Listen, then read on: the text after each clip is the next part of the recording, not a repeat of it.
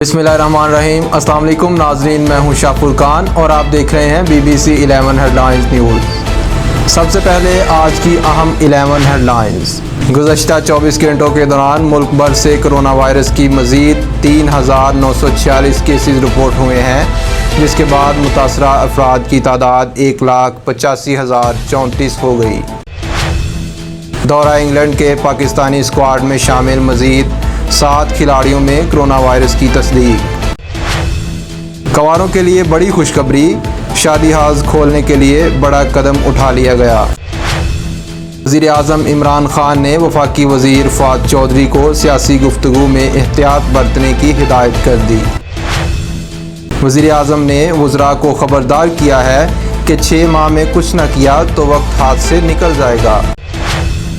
Army chief से चीनी peoples liberation army के वफ़द की मुलाकात, अहम अमूर पर तबादला ख्याल। हुकूमत ने कोरोना के पेश नज़र लाहौर समेत पंजाब के बड़े शहरों में मुआशी मंडियाँ लगाने पर पाबंदी आयद कर दी। मारूफ सूफ़ी गुलकारा सनम मारवी ने घरेलू तनाज़ात के बाद गुलकारी छोड़ने का ऐलान कर दिया। बलोचिस्तान हाई कोर्ट ने 10वें कौमी मालियाती कमीशन की तश्कील का 12 मई 2020 का नोटिफिकेशन कालअदम करार दे दिया।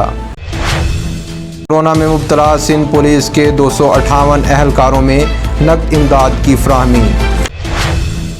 पाकिस्तान पीपल्स पार्टी के शरीक चेयरमैन और साबिक सदर आसिफ अली जरदारी ने कहा है कि हुकूमत ने लोगों के लिए कुछ न किया तो खौफनाक सूरत हाल जन्म ले सकती है। नाज़रीन, ये थी आज की अहम 11 हेडलाइंस। शाह फुरकान को दीजिए इजाज़त और देखते रहिए BBC 11 हेडलाइंस न्यूज़।